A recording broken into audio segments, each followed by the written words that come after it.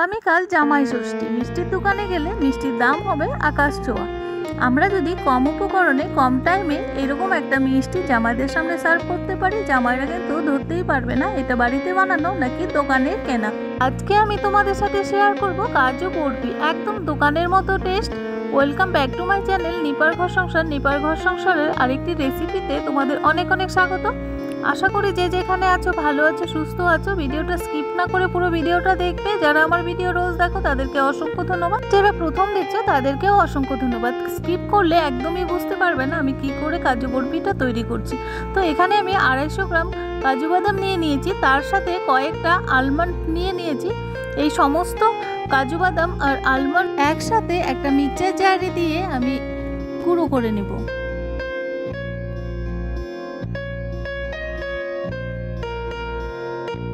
কাজু বাদাম গুঁড়ো করা হয়ে গেছে। একসাথে সব কাজু বাদামগুলো মিক্সচার জারে দিয়েছিলাম বলে দলা পাকিয়ে গেছে, অল্প করে দিলে এটা দলা পাকাতো না।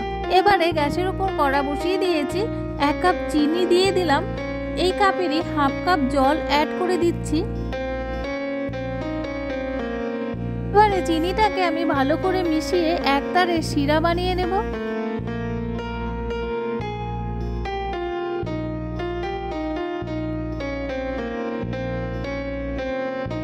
চিনি শিরাটা পারফেক্ট আমার একতারের হয়ে গেছে, দেখো হাতে চিপকে চিপকে আসছে। এই পর্যায়ে কাজু বাদামের গুঁড়োটা অ্যাড করে দিতে হবে।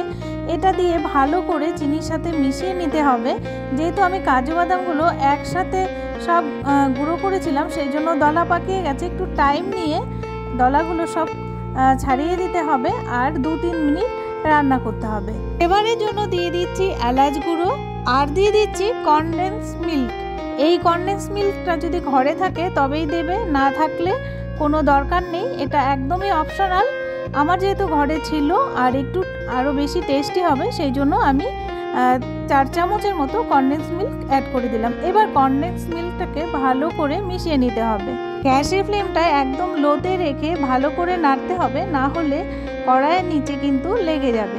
আরও 2-3 মিনিট আর একটু শুকনো করে নিতে হবে। নাড়তে নাড়তে অনেকটাই শুকিয়ে এসছে। এই কাজু বরফিটা একদম দোকানের থেকেও বেশি টেস্ট হয় বাড়িতে বানালে, আর খুব কম টাইমে এই কাজু বরফিটা তৈরি হয়ে যায়। এই পর্যায়ে আমি দিয়ে দিলাম 2 চামচ ঘি।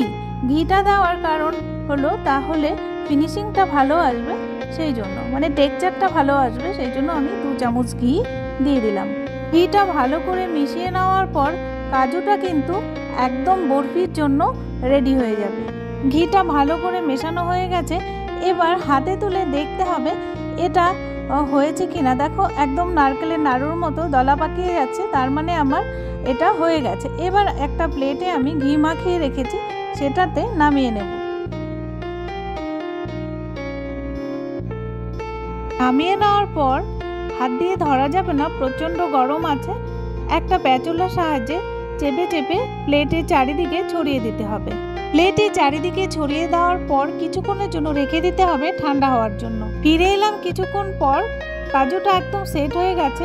এবারে একটা ছুরির সাহায্যে লম্বা লম্বা করে কেটে নিতে হবে।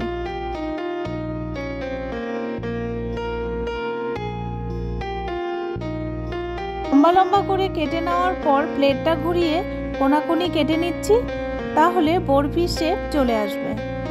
আমাদের প্রত্যেকেই রান্নাঘরে এরকম কাজু বাদাম বা ছোটোখাটো জিনিস থেকেই যায়। হঠাৎ করে গেস্ট আসলে ঘরে মিষ্টি না থাকলে আমরা কিন্তু চটজলদি এইভাবে কাজু বরফি বানিয়ে গেস্টদেরকেও সার্ভ করতে পারি। শুধু জামাই ষষ্ঠী কেন, যে কোনো গেস্টদেরকেও সার্ভ করা যেতে পারে। কাজুর বরফি শেপগুলো আমার হয়ে গেছে। এবার আমি সিলভার পারাক দিয়ে গার্নিশিং করে দিচ্ছি, তাহলে দেখতে একদম দোকানের মতো হবে আর কেউ ধরতেই পারবে না এটা দোকানের কেনা কি বাড়িতে বানানো। এতে যে কোনো জিনিস বানিয়ে খেলেই শরীর স্বাস্থ্য খুব ভালো থাকে আর অনেকটা সেফ হয়। আর এই কাজু বরফিটা অনেক দিন ঘরে রেখে দেওয়া যাবে, আর দোকানের কাজু বরফি কিন্তু অনেক দিন ঘরে রাখা যায় না, নষ্ট হয়ে যায়। তো যেহেতু ওখানে কেমিক্যাল জাতীয় কিছু মেশানো থাকে, তো সেই জন্য আমরা ঘরেই কিন্তু এই রকম মিষ্টি বানিয়ে খেতে পারি। এবারে একটা একটা করে বরফিগুলো সরিয়ে নিয়ে তোমাদের দেখাচ্ছি কেমন হয়েছে কাজু বরফিগুলো। জামাই ষষ্ঠীর জন্য পারফেক্ট রেডি হয়ে গেল ঘরে বানানো কাজু বরফি। একদম দোকানের মতো টেস্ট, তোমরা দেখেই বুঝতে পারছো, খেলেও বুঝতে পারবে কতটা টেস্টি হয়।